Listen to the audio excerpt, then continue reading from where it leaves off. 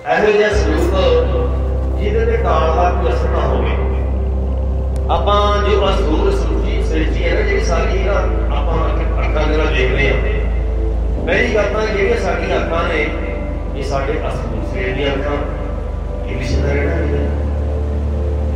ਤੇ ਫਿਰ ਜੋ ਆਪਾਂ ਵੇਖਦੇ ਹਾਂ ਸਾਰੇ ਸੰਸਾਰ ਦੇ ਦੁਨੀਆ ਦੇ ਪਦਾਰਥ ਤੇ ਜਿਹੜੇ ਕੋਈ ਵੀ ਬੜਾ ਵੱਡਾ ਆਪਾਂ ਵੇਖਦੇ ਹਾਂ, ਉਹਦੇ ਤੇ ਕਾਲ ਦਾ ਅਸਰ ਅੱਜ ਹੋ ਰਿਹਾ, ਕੱਲ ਹੋ ਰਿਹਾ।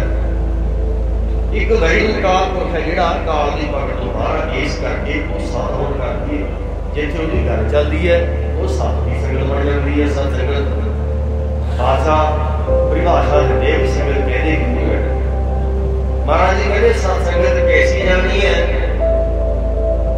ਸਤ ਸੰਗਤ ਕਿਹੋ ਜਿਹੀ ਸੀ, ਕਿਹੋ ਜਿਹੇ ਕਾਠ ਨੂੰ ਜਾਣਨਾ ਚਾਹੀਦਾ। ਜਿੱਥੇ ਇੱਕੋ ਨਾਮ ਖਾਣੀ ਹੈ, ਜਿੱਥੇ ਕੇਵਲ ਤੇ ਕੇਵਲ ਇੱਕ ਵੈਗੁਰੂ ਪਰਮੇਸ਼ਰ ਦੇ ਨਾਮ ਦੀ ਗੱਲ ਹੁੰਦੀ ਹੈ। ਇੱਕੋ ਨਾਮ ਹੁਕਮ ਹੈ, ਨਾਨਕ ਸਤਿਗੁਰੂ ਦੀ ਬੁਝਾਈ ਜੀਓ। ਇੱਕ ਪਰਮੇਸ਼ਰ ਦਾ ਨਾਮ ਹੈ ਜਿਹੜਾ, ਤੇ ਦੂਜੇ ਨੰਬਰ ਤੇ ਹੁਕਮ ਜਿਹਨੂੰ ਭਾਣਾ ਦੇ ਕਹਿੰਦੇ ਆ। ਸਿੱਖ ਨੇ ਨਾਮ ਵੀ ਜਪਣਾ, ਉਹਦੇ ਭਾਣ ਦੇ ਵਿੱਚ ਵੀ ਰਹਿਣਾ। ਭਾਣਾ ਜਿਹੜਾ ਹੁਕਮ ਹੈ, ਜਿਹੜਾ ਭਾਣਾ ਮੰਨਣਾ ਹੈ ਸੋ ਮੇਰਾ ਇੱਕ ਦਵਾਰੇ। ਬਾਦਸ਼ਾਹ ਕਹਿੰਦੇ ਨਾਮ ਜਪਦੇ ਵਜੇ ਤਾਂ ਪਰਮੇਸ਼ਰ ਦੇ ਵਿੱਚ ਮਿਲਦਾ, ਉਹਦੇ ਤੱਕ ਪਹੁੰਚਣਾ, ਉਹਦੀ ਪ੍ਰਾਪਤੀ ਕਰਨੀ ਹੈ। ਪਰ ਕਿਤੇ ਇਹ ਨਾ ਹੋਵੇ ਤੂੰ ਨਾਮ ਤੇ ਲੱਗੀ ਜਾਂਦਾ ਤੇ ਉਹਦੇ ਹੁਕਮ ਦੀ ਦੂਰੀ ਕਰਨਾ, ਉਹਦੇ ਭਾਣ ਦੇ ਖਿਲਾਫ ਬੋਲਣ ਲੱਗ ਜਾਂਦਾ।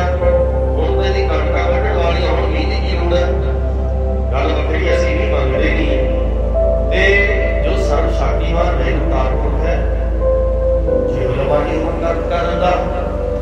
ਕਈ ਵਾਰੀ ਆਪਾਂ ਵੇਖਦੇ ਹਾਂ ਸਾਰੀਆਂ ਗਾਈਆਂ ਦੇ ਸਮੇਂ ਵਿੱਚ ਪੁਰਾਣੇ ਸੰਸਥਾ ਛੋਟੇ ਹੁੰਦੇ ਵੇਖਦੇ ਰਹੇ ਬਈ ਜਦੋਂ ਜ਼ਿਆਦਾ ਪੜ੍ਹਾਈਆਂ ਦਾਤੀਆਂ ਹੁੰਦੀਆਂ ਭਰੀਆਂ ਬੰਨ ਕੇ ਟਰੈਸਮਾਂ ਲਾਉਂਦੇ, ਐਡੀਆਂ ਜੁਰਦੀਆਂ ਰੇੜੀਆਂ ਹੁੰਦੀਆਂ ਭਰੀਆਂ ਇੱਕ ਦੂਜੇ ਨਾਲ ਜਾਂਦੀਆਂ। ਇੱਕ ਵਾਰੀ ਸਿੱਖਦੇ ਭਰੀਆਂ ਅਸੀਂ ਕੋਲ ਤੋਂ ਫੜ ਕੇ ਲੈ ਕੇ ਆਏ ਆਪਣੀ ਪਛਾਣ ਕੇ, ਬੀਜ ਦੀ ਪਛਾਣ ਕਰਕੇ। ਇਹ ਬਸ ਖਾਸ ਕਰਕੇ ਪਿੰਡਾਂ ਵਾਲੇ ਸਾਰੇ ਵੇਖਦੇ ਆ। ਅੱਜ ਕੱਲ੍ਹ ਤਾਂ ਭਾਵੇਂ ਪਹਿਲਾਂ ਬੜੀ ਤੂਫਾਨ ਹੈ ਨਹੀਂ ਫਰਕ ਬੜਾ, ਕਿਉਂਕਿ ਜਿਹੜਾ ਮੌਸਮ ਹੈ ਇਹਦੇ ਵਿੱਚ ਵੀ ਅੱਗੇ ਤੋਂ ਅੱਗੇ ਬੜੀ ਤਬਦੀਲੀ ਮਿਲ ਜਾਂਦੀ ਹੈ। ਸਾਰਾ ਸਮਾਂ ਬਹੁਤ ਥੋੜਾ, ਵਿਚਾਰਾਂ ਬੜੀਆਂ ਲੱਗੀਆਂ। ਸੋ ਸਾਧ ਸੰਗਤ ਪਾਤਸ਼ਾਹ ਕਹਿੰਦੇ ਨੇ ਨਾਮ ਜਪਣਾ ਨਾ, ਨਾਮ ਜਪਣਾ ਜ਼ਰੂਰੀ ਹੈ। ਨਾਮ ਜਪਣ ਵਾਸਤੇ ਬੰਦਾ ਸੰਸਾਰ ਚ ਆਇਆ, ਪਰਮੇਸ਼ਰ ਨੇ ਇਹਨੂੰ ਰੂਪਾ ਜਪ ਦਿੱਤਾ। ਫਿਰ ਉਹਦਾ ਭਾਣਾ ਵੀ ਮੰਨਣਾ, ਕਦੇ ਖੁਸ਼ੀ ਕਦੇ ਗਮੀ, ਬੜੇ ਬੜੇ ਝਟਕੇ ਪੁਰਖਾ ਜੀਵਨ ਦੇ ਵਿੱਚ ਲੱਗਦੇ ਆ। ਕਹਿੰਦੇ ਉਹਦਾ ਸ਼ੁਕਰੀ ਕਰਨਾ, ਬਸ ਉਹਦੇ ਖਿਲਾਫ ਨਹੀਂ ਜਾਣਾ, ਕਿਤੇ ਉਹਦੀ ਨਿੰਦਾ ਨਾ ਕਰਨ ਲੱਗ ਜਿਓ। ਕਿਤੇ ਤੁਹਾਡਾ ਨਾਮ ਦੇ ਨਾਲ ਮਿੱਠਾ ਚਲੇ ਜੇ ਉਹਨੇ ਕਿਰਪਾ ਕਰਨੀ ਹੈ ਤਾਂ ਹੀ ਨਾਮ ਦੇ ਪੈ ਜਾਣਾ। ਤੇ ਨਾਮ ਜਪਦੇ ਨਾਲ ਨਾਲ ਉਹਦੇ ਭਾਣੇ ਦਾ ਭਾਣੇ ਨਹੀਂ ਕਰਨਾ, ਭਾਣੇ ਚ ਰਹਿਣਾ, ਉਹਦੇ ਖਿਲਾਫ ਨਹੀਂ ਜਾਣਾ। ਜੋ ਵੈਗੁਰੂ ਕਰਦਾ ਵਧੀਆ ਕਰਦਾ। ਤੇ ਜੇ ਵਿੱਚੋਂ ਕੋਈ ਨੁਕਸਾਨ ਹੋ ਜਾਂਦਾ, ਕਿਸੇ ਦਿੱਤੀ ਦਾਤ ਦੇ ਵਿੱਚ ਤਾਂ ਦਿੱਤੀ ਵੀ ਤਾਂ ਉਹਨੇ ਸੀ, ਦਿੱਤੀ ਦਾਤ ਦੇ ਵਿੱਚ ਜੇ ਕੁਛ ਨਾ ਕੁਛ ਵੀ ਆਪਣਾ ਵਾਪਸ ਲੈ ਲਿਆ ਉਹ ਵੀ ਹੁੰਦਾ। ਬਾਬਾ ਗੁਰੂ ਜੀ ਕਹਿੰਦੇ ਇਹ ਚੱਕਰ ਚ ਨਾ ਪਿਓ। ਕਹਿੰਦੇ ਮੈਂ ਤਾਂ ਇਹੀ ਕਹਿੰਦਾ, ਜੇ ਮੈਨੂੰ ਸੋਝੀ ਦਿੱਤੀ ਮੈਨੂੰ ਪ੍ਰਾਪਤ ਹੋਈ, ਮੇਰਾ ਮੁੱਖ ਕੁਛ ਨਹੀਂ, ਮੇਰਾ ਤਾਂ ਮੇਰੇ ਵਿੱਚ ਕੁਛ ਨਹੀਂ, ਸਰੀਰ ਵੀ ਤਾਂ ਉਹਨੇ ਦਿੱਤਾ। ਬੱਚੇ ਨੂੰ ਕਈ ਸਾਲ ਬਾਅਦ ਆਪਣੀ ਸੋਝੀ, ਆਪਣੇ ਸਰੀਰ ਦੀ ਸੋਝੀ ਹੋਣੀ ਸ਼ੁਰੂ ਹੁੰਦੀ ਹੈ। ਕਿਸੇ ਬੱਚੇ ਨੂੰ ਕਿਸੇ ਨੂੰ ਪਤਾ ਜਦੋਂ ਉਹਦਾ ਜਨਮ ਹੋਇਆ ਉਹਨੇ ਕੀ ਵੇਖਿਆ ਕੋਲੇ, ਤੇ ਉਹਨੂੰ ਬੱਚੇ ਨੂੰ ਆਪਣੀ ਸੋਝੀ ਜਦੋਂ ਦੀ ਕਾਇਮ ਹੁੰਦੀ ਹੈ ਉਹਨੂੰ ਸਮਾਂ ਲੱਗਦਾ। ਆਪਾਂ ਕਹਿੰਦੇ ਨਾ ਵੀ ਮੈਨੂੰ ਸੋਝੀ ਹੈ। ਜਦੋਂ ਸਾਡਾ ਖੂਹ ਚੱਲਦਾ ਹੁੰਦਾ ਸੀ, ਮੇਰੀ ਯਾਦ ਹੈ ਜਦੋਂ ਖੂਹ ਜੋੜਦੇ ਹੁੰਦੇ ਉਹ ਮੈਨੂੰ ਤਾਂ ਸੋਝੀ ਹੈ, ਪੁਰਾਣੇ ਸਮੇਂ ਦੀ ਗੱਲ। ਤੇ ਇਸ ਤਰ੍ਹਾਂ ਸਾਧ ਸੰਗਤ ਇਹ ਅਸੂਲ ਲਖਾਣੇ ਜਿਹੜੇ ਸਾਡੀ ਰਹਿਣੀ ਆਸਮੰਤ ਜਿਹੜਾ ਸੰਸਾਰ ਹੈ, ਇਹਦੇ ਵਿੱਚ ਸਾਡੇ ਤਬਦੀਲੀ ਜਾਂ ਵੈਗੁਰੂ ਕਾਰਪੁਰਖ ਦੀ ਬੜਾਵਟ ਨੂੰ ਬਦਲਦਾ ਰਹਿੰਦਾ। ਸੋ ਆਪਾਂ ਸਾਰੇ ਸੰਸਾਰੀ ਜੀਵ, ਕੋਈ ਜ਼ਰੂਰੀ ਵੀ ਸਾਰੇ ਸਤਸੰਗਤ ਦੇ ਬ੍ਰਹਮ ਗਿਆਨੀ ਹੋਣ, ਉਹਦਾ ਸਭ ਬੜੀ ਉੱਚੀ ਪਦਵੀ ਹੈ ਨਾ। ਮਹਾਰਾਜ ਕਹਿੰਦੇ ਜਦੋਂ ਉੱਥੇ ਤੱਕ ਪਹੁੰਚ ਗਿਆ ਨਾ ਗੁਰੂ ਭਾਗਾ ਵਾਲਾ ਜੀਵ, ਉਹਦੇ ਨਾਲ ਬ੍ਰਹਮ ਗਿਆਨੀ ਆਪ ਪਰਮੇਸ਼ਰ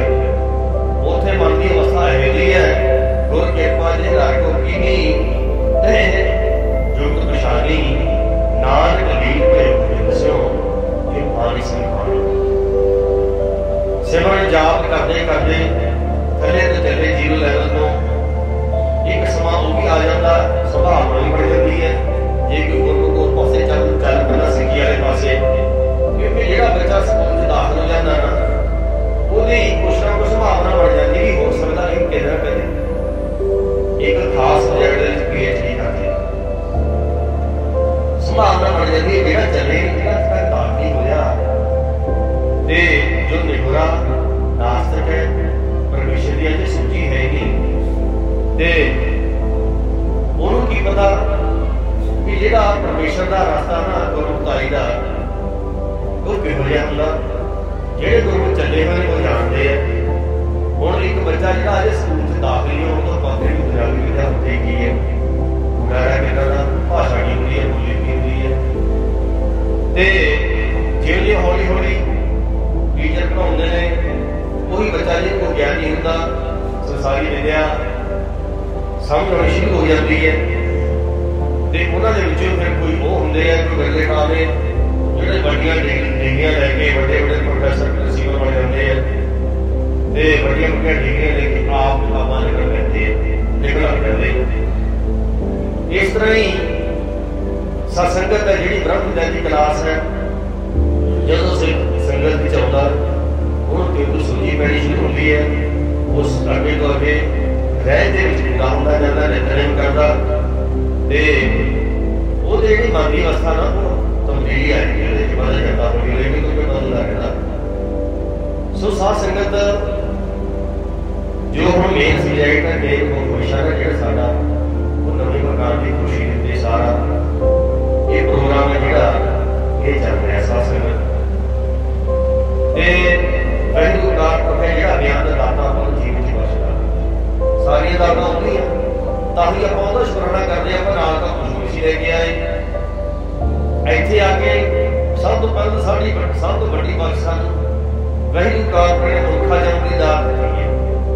ਉਹ ਤੋਂ ਬਾਅਦ ਦੀਆਂ ਬਾਕੀ ਚੀਜ਼ਾਂ ਜਿਹੜੀਆਂ ਦਾਤਾਂ ਉਹਦਾ ਬਿਆਨ ਤਾਂ ਪਤਾ ਨਹੀਂ ਕਿਹੜੀਆਂ ਦਾਤਾਂ ਜੀਵਨ ਬਖਸ਼ਦਾ ਵਹਿਰੂ ਕਾਰ ਫਿਰ ਸਿੱਖ ਦੀ ਆਪਣੇ ਗੁਰੂ ਪ੍ਰਤੀ ਪ੍ਰੀਤ ਸ਼ਰਧਾ ਹੁੰਦੀ ਹੈ। ਸਿੱਖ ਵਾਸਤੇ ਸੰਸਾਰ 'ਚ ਜੇ ਕੋਈ ਪਰਮੇਸ਼ਰ ਹੈ ਨਾ ਸਾਖਸ਼ਾਤ ਪ੍ਰਤੱਖ ਰੂਪ ਦੇ ਵਿੱਚ ਉਹ ਗੁਰੂ ਗ੍ਰੰਥ ਸਾਹਿਬ ਮਹਾਰਾਜ ਹੈ। ਇਸੇ ਕਰਕੇ ਆਪਾਂ ਕਹਿੰਦੇ ਆ ਬਈ ਸੇਵਾ ਹੋਏ ਸੰਗਤ ਦੀ ਮਹਾਰਾਜ ਦੀ ਚਾਰ ਆਪਣੇ ਗ੍ਰਹਿ ਪਾਈਏ ਆਪਣੇ ਘਰ ਵਿਖੇ ਤੇ ਪਾਠ ਗੁਰਬਾਣੀ ਦਾ ਪਾਠ ਕਰਾਈਏ ਸੇਵਾ ਕਰੀਏ ਤੇ ਇਸੇ ਕਰਕੇ ਸਾਡਾ ਜਿਹੜਾ ਮੁੱਖ ਧੁਰਾ ਨਾ ਮੁੱਖ ਕੇਂਦਰ ਹੈ ਉਹ ਗੁਰੂ ਗ੍ਰੰਥ ਸਾਹਿਬ ਮਹਾਰਾਜ ਦਾ ਸਾਧ ਸੰਗਤ ਕਿਉਂਕਿ ਸਿੱਖ ਵਾਸਤੇ ਜੇ ਕੋਈ ਪਰਮੇਸ਼ਰ ਹੈ ਤਾਂ ਕੇਵਲ ਗੁਰੂ ਗ੍ਰੰਥ ਸਾਹਿਬ ਮਹਾਰਾਜ ਜੀ ਵੀ ਸਾਨੂੰ ਸਾਰੀ ਸੋਝੀ ਅੱਗੇ ਤੋਂ ਵੀ ਉਹੀ ਦਿੰਦੇ ਆ। ਪਹਿਲਾਂ ਬੰਦੇ ਨੂੰ ਪਤਾ ਨਹੀਂ ਹੁੰਦਾ ਵੀ ਮੈਂ ਖੁਦ ਕੀ ਹਾਂ ਰੱਬ ਕੀ ਹੈ ਮੈਂ ਕਾਹਦੇ ਵਾਸਤੇ ਆਇਆ ਸੰਸਾਰ ਦੇ ਵਿੱਚ। ਸੋ ਸਾਧ ਸੰਗਤ ਸਭ ਤੋਂ ਵੱਡੀ ਗੱਲ ਹੈ ਜਿਹੜੀ ਸ਼ਰਧਾ ਦੀ ਬਿਨਾਂ ਸ਼ਰਧਾ ਤੋਂ ਬੰਦਾ ਸਿੱਖ ਕਹਿ ਲਓ ਗੁਰੂ ਨਾਲ ਜੁੜ ਨਹੀਂ ਸਕਦਾ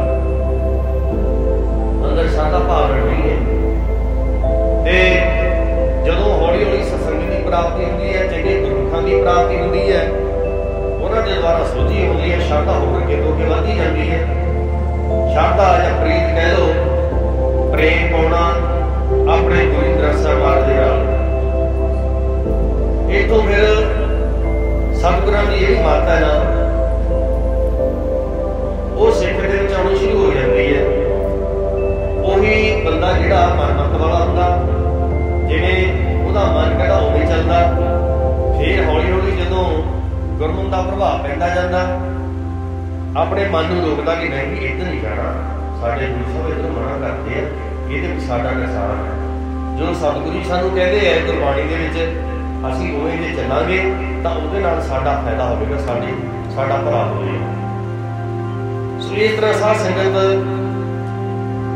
ਧੰਨ ਧੰਨ ਗੁਰੂ ਗ੍ਰੰਥ ਸਾਹਿਬ ਮਹਾਰਾਜ ਜੀ ਗੁਰੂ ਨਾਨਕ ਦੇਵ ਮਹਾਰਾਜ ਜੀ ਦਾ 11ਵਾਂ ਸੰਗਤ ਧੰਨ ਧੰਨ ਗੁਰੂ ਨਾਨਕ ਦੇਵ ਮਹਾਰਾਜ ਜੀ ਜਿਹੜੇ ਇਹੀ ਮਿਸ਼ਨ ਲੈ ਕੇ ਆਏ ਸੰਸਾਰ ਦੇ ਵਿੱਚ ਕਿ 10 ਜਾਮੇ ਸਰੀਰ ਨੂੰ ਸੁਧਾਰਨੇ ਹੈ 11ਵਾਂ ਜਾਮਾ ਜਿਹੜਾ ਸਦਾ ਵਾਸਤੇ ਸ਼ਬਦ ਦੇ ਵਿੱਚ ਹੋ ਜਾਣਾ ਜਿਹਨੂੰ ਆਪਾਂ ਇਸੇ ਕਰਕੇ ਜੁਗੋ ਜੁਗਟਾਲ ਸ਼ਬਦ ਗੁਰੂ ਗ੍ਰੰਥ ਸਾਹਿਬ ਮਹਾਰਾਜ ਜੀ ਕਹਿੰਦੇ ਕਿਉਂਕਿ ਗੁਰੂ ਗ੍ਰੰਥ ਸਾਹਿਬ ਮਹਾਰਾਜ ਜੀ ਦਾ ਕਦੇ ਜਨਮ ਨਹੀਂ ਹੁੰਦਾ ਕਦੇ ਮੌਤ ਨਹੀਂ ਹੁੰਦੀ ਸ਼ਬਦ ਹੈ ਜਿਹੜਾ ਉਹ ਸਦਾ ਹੀ ਅਮਰ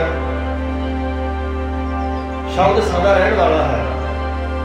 ये सारा जो पसारा आप देखते हैं अखां दे नाल, ये शब्द है ही है। गुरु ग्रंथ साहिब महाराज जी आप दसदे इस पासे।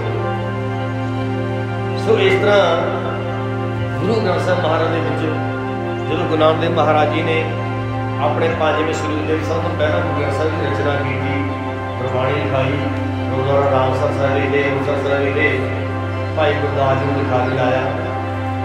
आप जी बोलते गए, बचन करते गए, भाई गुरदास जी लिखते गए, आदि ग्रंथ की संपूर्णता हुई। अजकल उत्थे श्रोमणी गुरुद्वारा प्रबंधक कमेटी की प्रिंटिंग प्रेस है, जिसे गुरु साहिब महाराज के सरूप ज्ञान होते साथ समझ। सो गल शरधा की भावना की प्रीत की है, ये परमेश्वर के नाल जुड़ता बंदा, गुरु के नाल जुड़ता। जिहड़ा निरंकार परमेश्वर है ना, वो तो आप इन्हां अखां दे नाल उहदी बनावट देखते हैं। कणक दे विच रमिया होया ਉਹਦੀ ਸਾਨੂੰ ਸੁਣੀ उदों तक नहीं आती ਜਦੋਂ तक सिख गुरु ग्रंथ साहिब महाराज की बाणी नाल जुड़दा, ਉਹਨੂੰ पढ़ के विचार करदा। इस करके ये भला हुंदा बंदे दा तां सरगुण सरੂਪ द्वारा हुंदा, क्योंकि सरगुण सरੂਪ दे विच सतगुरु जी आप सानू उपदेश देते हैं। नहीं तो निरंकार का कोई उपदेश नहीं करता। जिहड़ा आकार पूरा निर्गुण है, कारण गुरु शब्द रूप है। जे कितने हवा चल रही है, हवा की आवाज़ आती है, कितने जोर के पानी में उठेगा वही आवाज़ आती है, नेरी चल रही जोर की बड़ी आवाज़ आती है, यही शब्द है। पर वो शब्द के नाल सानू कोई ज्ञान नहीं होता। जदों निरंकार के सरगुण स्वरूप ने, साकार स्वरूप ने सानू भाषा के बोली के अपना उपदेश दिता, फिर समझ पैनी शुरू हुई कि साडा मनुखा जन्म असल है कि काहदे वास्ते। सो गुरु ग्रंथ साहिब महाराज की रचना जो हुई, फिर 10वें पातशाह ने तलवंडी साहब हो गए, जुबानी सारे गुरु ग्रंथ साहिब महाराज एक ओंकार तो लेकर 10-20 तक। धन धन बाबा दीप सिंह जी शहीद, धन धन भाई मनी सिंह जी शहीद, इन्हों की ड्यूटी लाई, मेरे बाद शहीदियाँ प्राप्त की। ये सारी सेवा जी उन्होंने द्वारा कागज का प्रबंध करना, कलमा तैयार करना, स्याही की तैयारी, तो इन्हों की बाबा दीप सिंह भाई मनी सिंह उन्होंने बहुत बड़ी जिम्मेवारी सी, बहुत बड़ी सेवा निभाई है। जिहड़ा स्वरूप हम साढ़े सामने आप दर्शन कर सकते हैं, तलवंडी साहब होवे।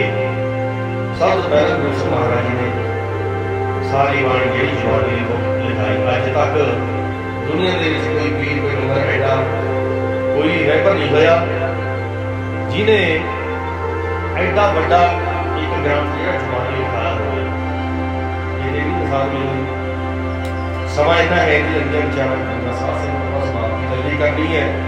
गल प्रीत की है, श्रद्धा की है। वही उकार को वड्डियां बख्शिशां करदा श्रद्धा के नाल, प्रीत के नाल। हालांकि साडे जिहड़े दुनियावी छोटे छोटे पदार्थ है, ये तो सानू आम आपां मेहनत करके प्राप्त कर सकते हैं। तो जदों ब्रह्म विद्या दे विच रब वाले पासे बंदा मेहनत करदा ना, नाम करदा, सिमरन करदा वध तो वध, ते उहदे नाल फिर इहदी रूहानी दे विच तरक्की हुंदी है। ये फिर उच्चे रुतबे जिहड़े रूहानी नूं प्राप्त करदा। इहदा सिमरन है जिहड़ा ओह अंदरों जिनका मुँह होता तिनका शब्द सच्चा सवारिया। सारी सारे पढ़ते हैं, शब्द का जाप करते हैं। तो महाराज ने कुछ होर सिक्खावां भी दित्तियां ने, मूँह नूं घट करना, काम, क्रोध, लोभ, अहंकार इन्हां नूं घट करते जाना, हौली हौली छुटकारा पा लेना। इस तरह साध संगत जिन्नी प्रीत श्रद्धा बढ़ती जाती है। जे बंदे दे कोल श्रद्धा नहीं है, फिर गुरु घर तो कुछ भी प्राप्त नहीं कर सकता। दुनियावी बाजार भावी चीज़ां वस्तुओं भरे पे होंगे ने, जे साडी जेब कोई पैसा है नहीं तो की खरीदांगे। इस तरह साध संगत परमेश्वर का, वैगुरू परमेश्वर अपने प्यारे नाल जिहड़ी प्रीति शुरू तो चली आती है। तो कई बारी बेहद मौकों के उत्ते वैगुरू परमेश्वर अपने प्यारे भगत की प्रीति विच आके बड़े आश्चर्य दिखाउंदे करदा। अजीब खेड़ा खेड अपने प्यारे के नाल। धन धन गुरु ग्रंथ साहिब महाराज जी जिहदे विच 6 गुरु सभावां दी बाणी करदे हैं। पहले 5 पातशाह ते 9 पातशाह ते 17 या 11 भट्टां दे सवैये, 4 ब्रह्मगिरी सिखां दी बाणी दर्ज है, 15 भगतां दी बाणी दर्ज है, एडा बड़ा जहाज तैयार किया महाराज जी ने अपने सारे के संसारियों के भले वास्ते। सो साध संगत पहले समय को लैके क्योंकि चारे युग वैरू परमेश्वर ने बनाए हैं, सतयुग त्रेता द्वापर भणिए कलयुग बरबाद। जदों आपां परमेश्वर के प्यार की गल करते हैं, सतयुग सब तो पहला युग है। बाणी के विच आपां पढ़ते हैं नाम राम जपो जी ऐसे ऐसे ध्रुव प्रहलाद जपो हर जैसे। देखो उदाहरण महाराज जी आदि करके दे रहे उन्होंने, क्योंकि इन्हों की उम्र बड़ी छोटी सी। सतयुग के भगत होए हैं, 5 साल की उम्र भगत होंदी सी ते छोटी उम्र 6-7 साल की भगत प्रहलाद की सी। इन्होंने इन्नियां छोटियां उम्रां दे विच परमेश्वर के नाल प्रेम पा के साथ परमेश्वर के दर्शन किए, अपने विच ओहदा होना अनुभव किया। ये परमेश्वर के प्यारे भगत प्रहलाद का कहते पुत्र सी अगे विरोचन। विरोचन का पुत्र सी राजा बल। विचारा बहुत लंबी, समा बड़ा थोड़ा। गल हैगी भगतां दी अते भगतां दे प्यारे भगवान दी। सो साध संगत कहते मुल्तान इन्हां दी राजधानी सी, उत्थे राज करदे सी। राजे बल की राजधानी मुल्तान शहर से अंदर पाकिस्तान दे विच। सो बड़ा वधिया राज करदे सी।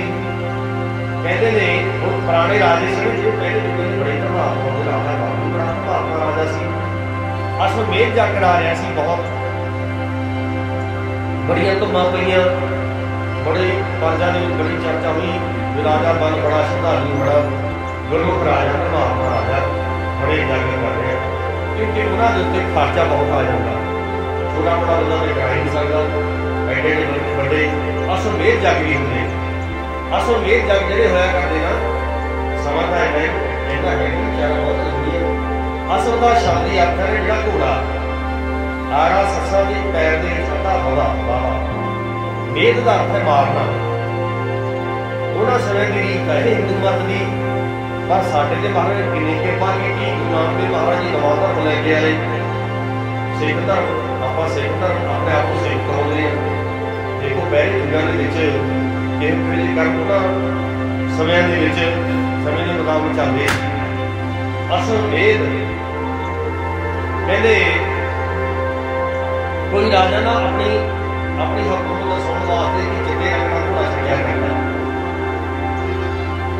ਕਈ ਛੋਟੇ ਛੋਟੇ ਰਾਜ ਵਿੱਚ ਹੁੰਦੇ, ਦੂਜੇ ਰਾਜੇ ਨੂੰ ਆਪਣੀ ਈਦ ਮਨਾਉਣ ਵਾਸਤੇ ਚਿੱਟੇ ਰੰਗ ਦਾ ਘੋੜਾ ਛੱਡਿਆ ਕਰਦਾ। ਉਹਦੇ ਪਿੱਛੇ ਫੌਜ ਦੇ ਰਹਿ ਹੁੰਦੇ। ਇੱਕ ਸਾਲ ਉਹ ਘੋੜਾ ਖੁੱਲਾ ਉਧਰ ਜੀ ਇਧਰ ਜਾਇਆ ਕਰਦਾ। ਜਿਹੜੇ ਰਾਜ ਵਿੱਚ ਘੁੰਮ ਜਾਂਦਾ ਨਾ, ਤੇ ਜੇ ਤਾਂ ਰਾਜੇ ਉਹ ਸਰਵੇਰ ਜੱਗ ਵਾਲੇ ਰਾਜੇ ਦੀ ਈਦ ਮੰਨਦੇ, ਉਹਦੇ ਅੰਦਰ ਰਹਿਣਾ ਚਾਹੁੰਦੇ, ਤਾਂ ਉਹ ਫੜ ਨਹੀਂ ਸੀ ਸਕਦੇ ਘੋੜੇ ਨੂੰ। ਡਰ ਸੀ ਜੇ ਅਸੀਂ ਘੋੜਾ ਫੜ ਲਿਆ ਤਾਂ ਸਾਨੂੰ ਜੰਗ ਕਰਨੀ ਪੈਣੀ ਹੈ। ਜਿਹੜੇ ਰਾਜੇ ਨੇ ਘੋੜਾ ਛੱਡਿਆ ਸਰਵੇਰ ਜੱਗ ਵਾਸਤੇ, ਤੇ ਜੇ ਕੋਈ कहता भी ला मैं कितने माड़ा, मैं देखना मेरा की कर लिया बड़ा राजा घोड़े में बल होंदा सी। जे घोड़ा बल लिया फिर बड़ा कहते एक इंसान का युद्ध चलता। दूजे राजे में बड़ा किसान का युद्ध चलता, बड़ी सैना मारी जाती। ते जे घोड़ा वापस ना आता फिर अश्वमेध जग जिहड़ा संपूर्ण नहीं सी हुंदा। ते इस करके हर हाल दे विच घोड़ा जिहड़ा साल दे बाद वापस लेना हुंदा। ਇਹ ਕੀ ਕਰਦੇ ਹੁਣ ਹੈਰਾਨੀ ਦੀ ਗੱਲ ਹੈ। ਇੱਥੇ ਮਹਾਰਾਜ ਜੀ ਗੁਰੂ ਗ੍ਰੰਥ ਸਾਹਿਬ ਦੇ ਚਰਨ ਦੇ ਚਾਉਣ ਦਾ ਇੱਕ ਇੱਕ ਗੱਲ ਦਾ ਫਲ ਜਿਹੜਾ ਉਹ ਇੱਕ ਇੱਕ ਅਸ਼ਵਮੇਧ ਜਗ ਦੇ ਬਰਾਬਰ ਵਾਸਤੇ ਕਮਾਲ ਦੀ ਗੱਲ ਐਡੀ ਵੱਡੀ ਬਖਸ਼ਿਸ਼ ਸਾਡੇ ਉੱਤੇ। ਤੇ ਐਡੇ ਐਡੇ ਵੱਡੇ ਅਸ਼ਵਮੇਧ ਜਗ ਇਹਨਾਂ ਵਿੱਚ ਉਹਨਾਂ ਸਮੇਂ ਤੇ ਲੱਖਾਂ ਕਰੋੜਾਂ ਰੁਪਇਆ ਲੱਗ ਜਾਂਦਾ। ਅੱਜ ਕੱਲ੍ਹ ਉਹਨਾਂ ਦੀ ਬੇਦੀ ਕੀ ਹੋਏਗੀ ਆਪਾਂ ਆਪੇ ਹਿਸਾਬ ਲਾ ਸਕਦੇ ਕਿੰਨੀ ਕੀ ਹੋਏਗੀ। ਸੋ ਸਾਧ ਸੰਗਤ ਤੇ ਘੋੜਾ ਫੌਜੀ ਜਿਹੜਾ ਜੀ ਵਾਪਸ ਲੈ ਕੇ ਉਹਦੇ ਦੂਜੇ ਰਾਜਾ ਨੂੰ ਬੰਨਦਾ। ਤੇ ਇਹਦਾ ਮਤਲਬ ਇਹ ਮੰਨਿਆ ਜਾਂਦਾ ਕਿ ਦੂਜੇ ਰਾਜੇ ਨੇ ਜਿਹੜੀ ਇਸ ਰਾਜੇ ਦੀ ਈਦ ਮਨਾਉਂਦੇ। ਤੇ ਫਿਰ ਕੀ ਹੁੰਦਾ, ਕਈ ਅਸ਼ਵਮੇਧ ਜਗ ਜਿਹੜੇ ਔਲਾਦ ਦੀ ਪ੍ਰਾਪਤੀ, ਸੰਤਾਨ ਦੀ ਪ੍ਰਾਪਤੀ, ਉਹ ਪ੍ਰਾਪਤੀ ਕਰਵਾਏ ਜਾਂਦੇ। ਸੋ ਇਸ ਤਰ੍ਹਾਂ ਘੋੜਾ ਜਦੋਂ ਵਾਪਸ ਆ ਜਾਂਦਾ, ਫਿਰ ਕਹਿੰਦੇ वो ब्राह्मण उन्होंने मंत्र दसते, वो पहले ही घोड़ा छुड़ाया जाता है, कई देर मंत्र पढ़ के जो दोबारा आ जाता, फिर वो बारे दसिया जाता है कि किमें करना। कई लंबे लंबे खुले लगे ना, वो पहले 18 फुट बनाए जाते होने लगे। फिर वो बड़े पशु पंछी जोड़े वो अग की भेड़ा किए जाते, राजा राणी उन्होंने की गंध जी आप लेंगे। कहते राजे 10 रुपये की प्लेटा जो कहा सी, राणी कुशल्या वर्गिया औलाद की प्राप्ति वास्ते की करता प्रोग्राम बताते सी बई उस घोड़े को राजा ने राणी दोनों झटकाने तलवार भेंट कर। फिर जो औलाद की प्राप्ति वास्ते होता तो वह राणी जिवें कहते कुशल्या वो नाल सकी सी घोड़े की लाश के नाल। भगवान की गल महाराज ने कितनी कृपा की, सानू अज साडे वास्ते कितनी बख्शिश करते थे, एडे एडे बड़े कर्म करा करते लोग। तो ये भी पता नहीं उन्होंने जो सफला हो या ना हो। इतने महाराज जी गुरु ग्रंथ साहिब महाराज की छत बिछाने का एक एक कदम वाल एक एक असली जग के बराबर इन्ना विश्वास हो। इस तरह कहते अहे अहे कर्म कराया करते।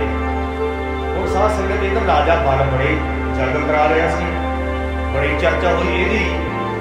भाई गुरदास जी ने बड़ा वधिया नक्शा खिंचे गुरु नानक देव महाराज जी प्रभाती राग के वचन करते हैं, राजे बाल का जोड़ा जिक्र करते हैं गुरु नानक देव महाराज जी।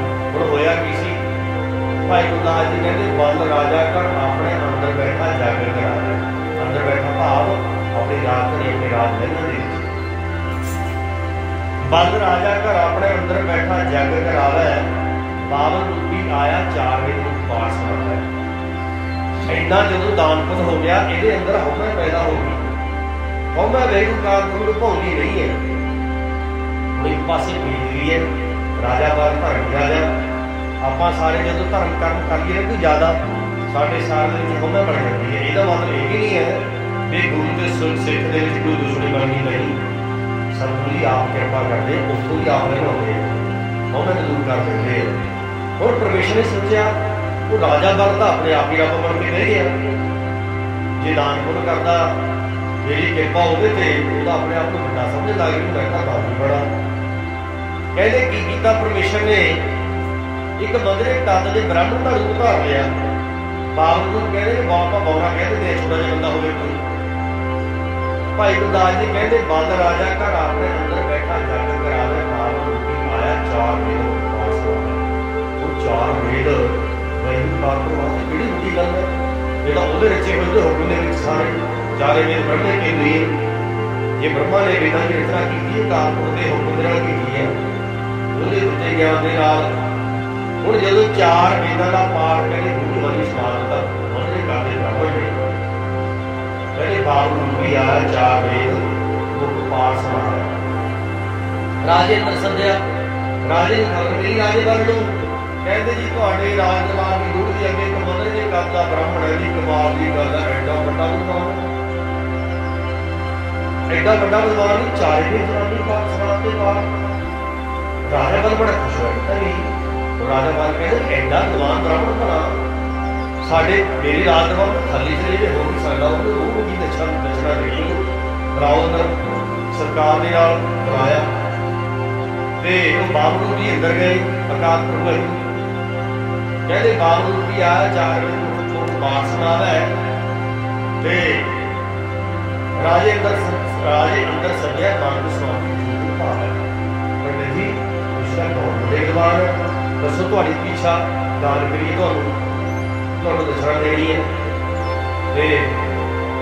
हम वाहिगुरू काल पुरख है वो चाहे कौतक जड़े हुए सब होने की गल नहीं। अजे राजा बालक का ज्ञान ज्ञान की प्राप्ति जी जब आत्म अवस्था उतों तक नहीं भी एकदम परमेश्वर को देख के समझे। ये गल वक्री है कि परमेश्वर के प्यारे की भगतों की एडी बन गई। कहते भगत नामदेव जी को 72 वारी अठ के दर्शन होए कालपुर के रब के परमेश्वर के। भगत नामदेव जी महाराष्ट्र के रहने वाले कुंडलपुर नासी बामणी, कुंडलपुर नेड़े है नासी बामणी। भगत नामदेव का प्रकाश स्थान जन्म स्थान कह लो ते भगत नामदेव जी अठ दर्शन होए 72 वारी। हुण इधर राजा बल है जिहड़ा हालांकि शुकर कौम जिहड़ा वजीर सी बड़ा सियाणा सी, वो ताड़ गया पुत्र। राजे बल नूं कहंदा राजा जी ये छोटा जिहा ब्राह्मण आ समझ लो तुसीं, ये आप है परमेश्वर तुहानूं छड्डण वास्ते आया। वो राजा बल है जिहड़ा ओहदे ते हउमय भारू हो गई सी, वो गल नूं समझे नहीं चंगी तरह। ते जदों कहना भी मन नूं स्वामी जी नूं भाव है, वो मंदरे करदा ब्राह्मण कहंदा परमेश्वर नूं राजा जी गरीब ब्राह्मण ऐ करो मैनूं अपनी राजमहल की गुड़ी दे अगे ना 2.5 कर्मा जगह दे, एक कदम जे 2 कर्म हो जाए ना तो एक कदम आती है कि आप जिमींदार भरा खास कर पिंड वाले जानते हैं जो खेतों की मिट्टी ने इतनी करदे कर्मा के, हालांकि ये बाहर भाग हो जाती है असल मिट्टी है जी बीजन के नाल ही मेहमानों के नाल ही करती है, पर यह अंदाजा है। सो इस तरह हुण राजा बाल खिड़खड़ा के हस गया, फिर पंडित जी कमाल थोड़ा छोटा छोटा करता है पर आपको 2.5 कर्मा किन्नी कि आपको बेटी को भी मिलती नहीं। हुण वैगुरू परमेश्वर वो अखा हो रहा है जिन्होंने दे नाल ओहदे दर्शन ओहदे पूरी समझ आ सकती है। ते बाणी दे विच इस तरह करके दसना दिता कि वो अनुभव की निजी अनुभव की अखा जिहदे नाल वैगुरू परमेश्वर नूं जी समझ सके। इस तरह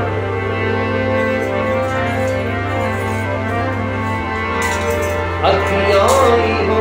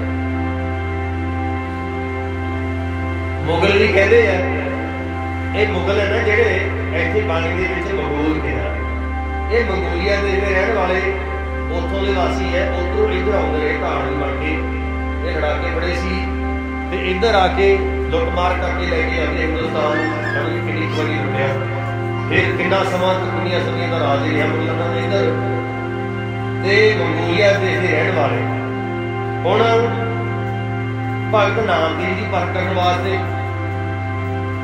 इन्हों के कोल कुछ वजन है जिन्हें आप बैग थैला लेके चल पैंते हैं तो आले दुआले कोई वजन चक्कण वाला मिलता नहीं। आप देखते हैं रेलवे स्टेशनों पर बस अड्डिया से कितने कुली फिरते हैं उन्होंने रोजी रोटी है सवारी का समान ढोंदे हैं तो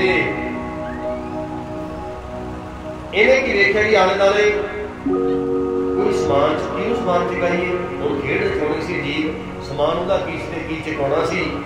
भगत नामदेव जी करके प्रगट होए सी। बहुत वड्डी पग बनी इस दे उत्ते ते भगत नाम जी ने आवाज मारी, हाँ जी भाई मेरा पण कंगड़ा इस आसमान की पण सिर में चुक रहा है।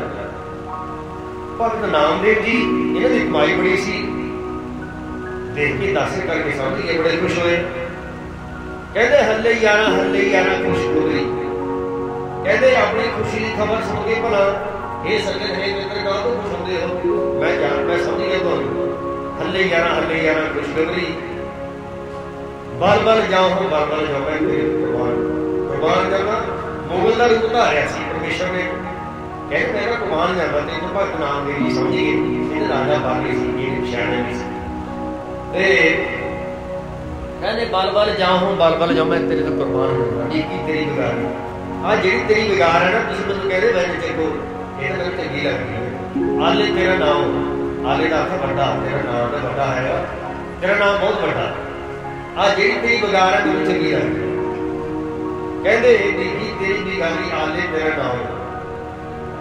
इस तरह भगत नामदेव जी कहते खूब तेरी पगड़ी मीठे तेरे बोल। कहते तेरी पग बड़ी सोहनी है। मुगल लोग आप देखते ना अफगानिस्तान के वो भी दस्तार बन्नते, सिर के उत्ते दाढ़े रखते हैं।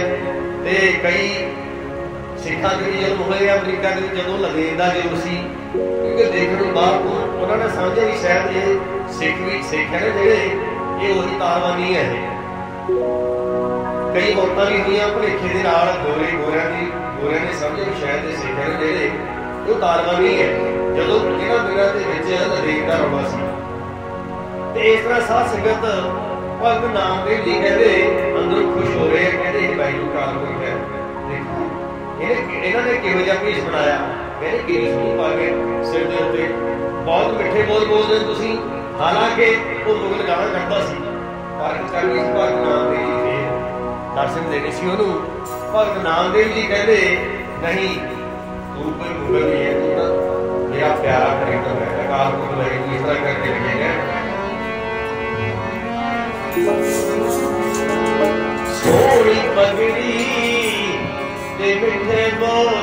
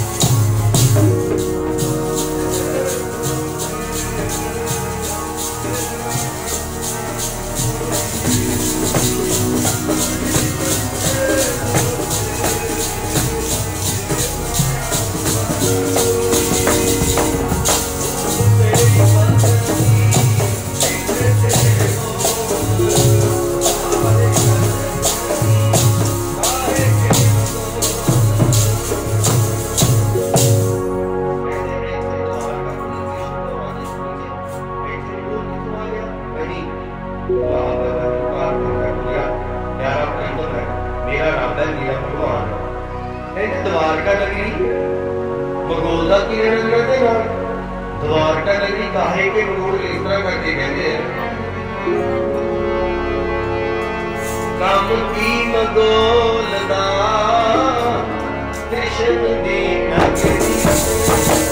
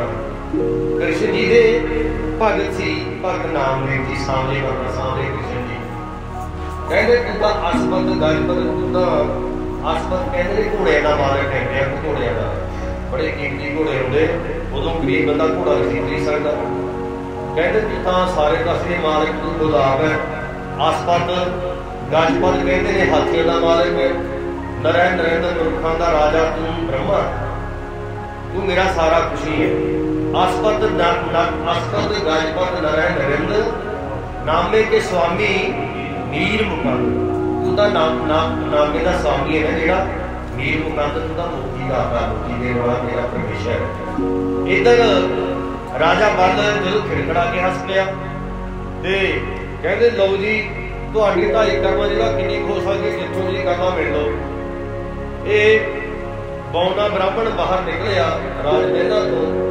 कहते एडा बड़ा विराट शरीर बना लेना विराट कहते बड़े बड़ा रूप धारण कर लिया आसमान में जाके सर लग गया कहते जिन्नी राजे बल दी राज की धरती सी ना सारी दो कर्मां च मिलती दो कर्मां च मिलती ते वो परमेश्वर ब्राह्मण रूप कहते लो जी वादा पूरा करो राजा बल तो क्या सी ना जिथों जी कहता ढाई कर्मा मिलता बेटा दो कर्मा ही मिल तेरे सारा राज अद्धी कर्म बाकी है दस कौन कितने रखण वो राजे बल सोझी आई कि ओह मैंने शुक्र का इशारा किया उसने समझ आई ते जदों देखा कि यह परमेश्वर आप है कहते थोड़े चरण है जेडे वो साढ़े सिक्के होने चाहिए आए करो कृपा करके अपना पावन चरण जो अगली अद्धी कर्म रहेगी ना मेरे सिर से आ करो ढाई धरती मांगी बावन रूप हर गुरु नानक देव महाराज को आज्ञा कहते बावन रूप दबाने करता ब्रह्म का बहाना बना के ना कहते ढाई कर्मा जगह मंग ली राजे बल को क्यों प्यार जाए कुछ लिए हुण जे बल राजा वो रूप को पछाण जाता क्यों छलिया जाता क्यों प्यार जाए कोई छलिए जे बल रूप पछाण क्यों छलिया जाता जी कि बल रूप पछाण लगा पर वो माया है नहीं है छेती किसी को सूझी नहीं आती समझ नहीं आती कहते फिर की कीता दो ही कर्म कर तीन लोग बल राजा ने मगर बना लिया ते अद्धी कर्म सी जेड़ी हुण बल राजा अपने आप में बना लिया परमेश्वर का कर्म सी वो चरण सी कहते पताल लोग दे विच धर दिता पहले क्या शुक्र प्रोदे भी तेन छड़न वास्ते आया फिर की होया बल छल आप छलाए उन्होंने बाद ही कहता जो पताल लोग धर दिता राजे बल परमेश्वर कहता चंगा फिर मैं चलिया वापस पर पताल लोग धर के हुण राजा बल समुद्र महात्मा मंडल सोमे बड़ी सी ताई सारी जी बनी है ते राजा बल जी कहते देखो जी तुसीं तां वादा कीता सी मैं भी थोड़े राज दरबार दे के ड्यूटी दे अगे कुड़ियां बना के आवांगा हुण तुसीं कित्थे चले हो चंद फड़ लिया राजे बल ने देखो मैं भी तो अपना वादा पूरा किया हुण तुसीं वादा पूरा करो भाई गुरदास जी कहते बल छल आप छलाए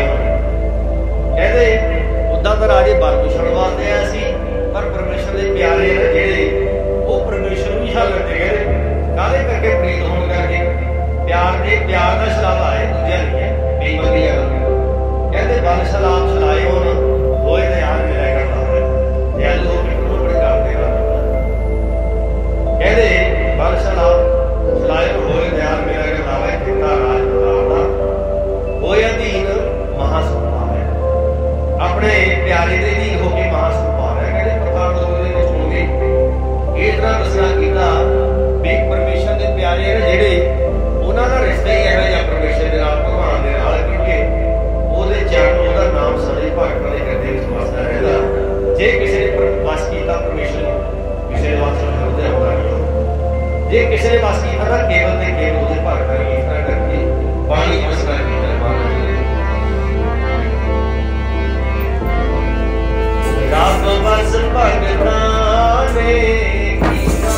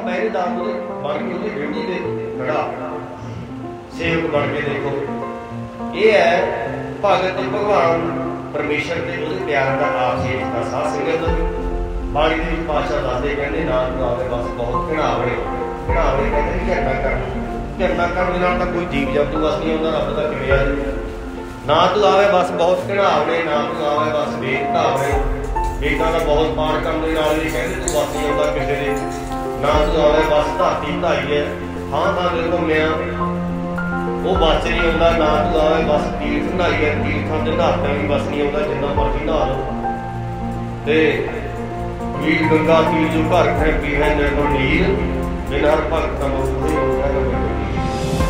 सो साध संगत बाणी बताते महाराज जी कहते ना तू आवे बस बहुता दान दे जे भी कहे ना मैं बहुत दान कर करके तू अपने वास्ते कर लगा इतना हो नहीं सकता ना तू आवे बस बेटा सियाणप है बहुतिया सियाणपों के नाल भी बस नहीं आ सकता सब कुछ तेरा बस अगन हो गया ये गली का खुद सारा कुछ तेरे बस के विच है तू अगम दुनिया की कौन तो परे है अगोचरा तू किसी पकड़ तो बाहर ज्ञान दुनिया की पकड़ तो अगम भी अगोचर का अर्थ इंद्रिया की पकड़ तो परे अगम अनोखा भी है ते गम पहुंच तो परे भी है प्रतੱਖ रूप दे विच सो इस तरह साध संगत तू भगतां के वस भगतां दान तेरा तू केवल ते केवल अपने भगतां दे वसीभूत है भगतां दा जोर तेरे से चल सकदा हो किसी दा लौ साध संगत इस तरह गल सारी श्रद्धा दी है प्रेम दी है ते आपां भी वध वध श्रद्धा प्रेम पैदा करिए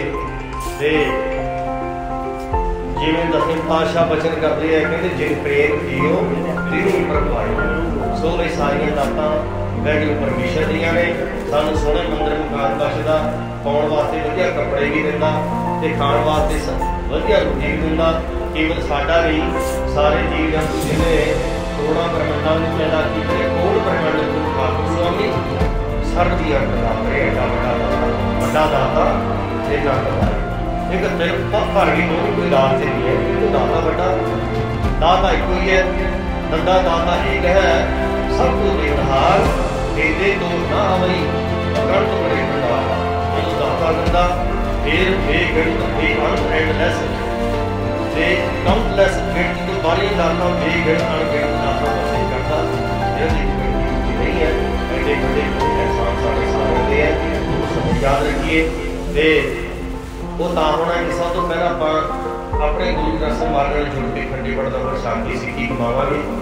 ਰਹਿ ਰਹਿ ਨਦੀ ਤੋਂ सिख प्यारा नाहे दसवीं पातशाही वचन है आओ मेरी शत प्रवान करो उन्हीं अपना नगर के लिखेवा सिख परिवार सरदार गुरमीत सिंह जिन्हां ने सारा प्रोग्राम लिखा सी सेवा करन दा ते उन्हां दस परिवार से बहुत बहुत धन्यवाद सारी संगत जी उन्हां दे सदे जिथे आई है महाराज दे दीवान दे विच अपने सवास वाले कीते घड़ियों सौदा कीता बैठ पानी बड़ी जल्दी जो गुजारा सुन कीतियां साढ़े साथी सारी जगह ने सिंघां दा बहुत बहुत धन्यवाद जिन्होंने श्री अनंदपुर साहिब के गीत दीवान की सेवा की है ते पठानकोट धन्यवाद जिहड़ा किसी भावें असीं सारी नूं धन्यवाद कर रही है आदि गुरु समारोह धन्यवाद नहीं कर सकते एक भारत की दीवान कर कोट धन्यवाद दो जहान के वाली सरनौर हाथी दो गुरु के सहायक गुरु ग्रंथ साहिब महाराज का जिहड़े समय तो समय अपनी सेवावां अपने सेवकों को प्रेरणा करके आप ही करवाते रहे हैं स्वामी जी गल प्रवान करो वही आप ना करके देखे मां तो हूँ कड़ा प्रसादी नहीं करते ही अरदास पहला हो गई है कीर्तन के दीवान की छोटी छोटी जी अरदास है जी सिंहासन के नाले हो जानी है कड़ा प्रसादी नहीं लेनी आप सब ने सतगुरां के सवारा साहब अपने रमन सारे पाओगे सारे सरकार का खैर रखना गलाओ फतेह वाहिगुरू जी का खालसा वाहिगुरू जी की फतेह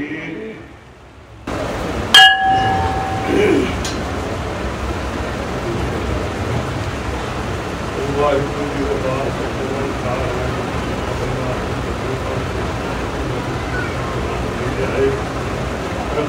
अरदास रामदास सहाय को रखना चलो श्री नवाय के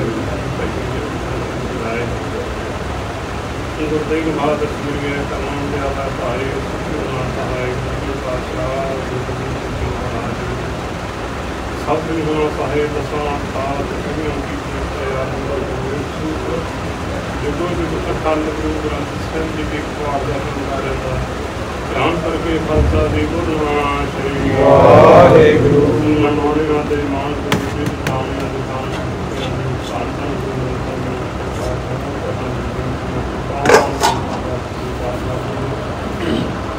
पातों विरोध मार्ग के पाठ कर महाराज सारी समाप्ति हो समाप्ति हो मातु के तरफ प्रार्थना भी बचाया रहने से आप मुझे काफी सेवा करते हैं हमारा इन कोना बच्चों को बातें से बात करते करें मेरी मजबूरी नाम का अल्लाह करके आपको करो संकटा ने भेड़ कर गुरुद्वारा सामने डाले पाओ रास्ते में सुनने पूरे पानी के बाद आगे आगे गुरुना नाम चढ़ती कला तेरी पावे सर्वत